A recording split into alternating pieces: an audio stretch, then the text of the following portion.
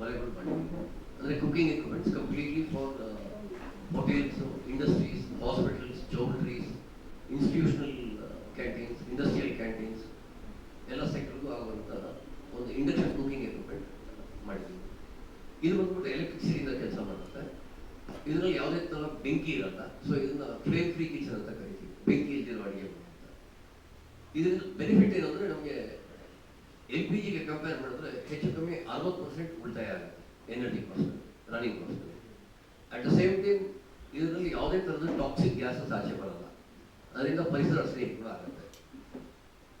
ಅಡುಗೆ ಮನೆಯಲ್ಲಿ ಕೆಲಸ ಮಾಡೋದು ಯಾವುದೇ ರೀತಿ ಟಾಕ್ಸಿಕ್ ಗ್ಯಾಸಸ್ ರಿಲೀಸ್ ಆಗ್ತಿದ್ದ ಕಾರಣ ಅಲ್ಲಿ ಕೆಲಸ ಮಾಡೋದು ಒಳ್ಳೆ ವಾತಾವರಣ ಇರುತ್ತೆ. ಸುಮಾರು 2012 ಇದನ್ನ ಮೊದಲನೇ ಬಾರಿಗೆ ನಾವು ತಗೊಂಡ್ಬಂದ್ವಿ. ಹೆಚ್ಚು ಕಮ್ಮಿ ಒಂದು 5,000ಕ್ಕಿಂತ ಹೆಚ್ಚು ಕ್ಲೈಂಟ್ಸ್ ಅಕ್ರಾಸ್ ಇಂಡಿಯಾ ಇದ್ದಾರೆ. ಇದು ಸೋಲಾರ್ PV ಸೆಲ್ಸ್ ಯೂಸ್ ಮಾಡಿಕೊಂಡು ಪವರ್ ಜನರೇಟ್ ಮಾಡಿ ಇದನ್ನ ರನ್ ಮಾಡ್ಬೋದು.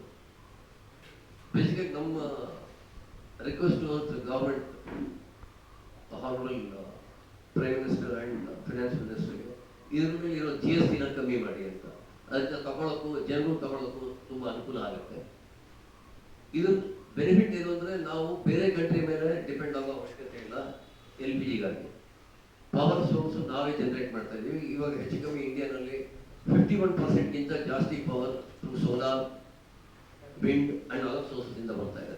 ಅದರಿಂದ ನಾವು ಮೋರ್ ಸೆಲ್ಫ್ ರಿಲಯಂಟ್ ಆನ್ ಎಲೆಕ್ಟ್ರಿಸಿಟಿ. ಅದಕ್ಕಾಗಿ ನಾವು ಇನ್ನ ಜಾಸ್ತಿ ತಿಳಿಸಿದ್ರೆ ಹೆಚ್ಚಿನ ಹೋಟೆಲ್ ಇಂಡಸ್ಟ್ರೀಸ್ ಅವರು ಇದನ್ನ ಯೂಸ್ ಮಾಡಕ್ಕೆ ಸ್ಟಾರ್ಟ್ ಮಾಡ್ತಾರೆ. ಇದು ಪರಿಸರ ಪ್ರೇಮಿ ಕೂಡ ಆಗುತ್ತೆ. ಹೋಟೆಲ್ ಓನರ್ಸ್ ಅಥವಾ ಇನ್ಸ್ಟಿಟ್ಯೂಷನ್ಸ್ಗೂ ಇದು ಬೆನಿಫಿಟ್ ಆಗುತ್ತೆ.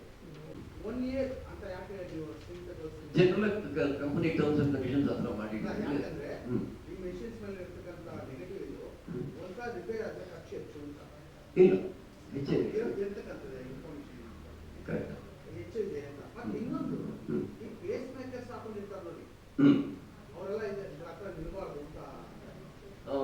ತಾವು ಹೇಳಿದ್ ಕರೆಕ್ಟು. ಬಟ್ ಅದೆಲ್ಲ ಹೈ ಫ್ರೀಕ್ವೆನ್ಸಿ ಇದ್ರೆ ಮಾತ್ರ.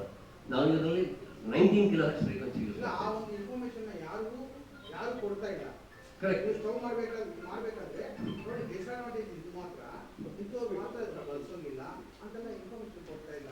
ಇದು ಅವೇರ್ನೆಸ್ ಏನೋ ಕಡಿಮೆ ಇದೆಯೋ ಇದ್ರ ಬಗ್ಗೆ? ಇಲ್ಲ, ಇದು ನಾವು ಹೈ ಫ್ರೀಕ್ವೆನ್ಸಿ ಯೂಸ್ ಮಾಡಿದ್ರೆ ನೀವು ಹೇಳಿದ್ ಕರೆಕ್ಟ್, ಅಲ್ಲಿ ಹೋಗಂಗಿಲ್ಲ. ನಾವು less than 20 kHz frequency use ಮಾಡ್ತಾ ಇದ್ದೀವಿ. ಅದರಿಂದ ಏನು ತೊಂದರೆ ಆಗಲ್ಲ.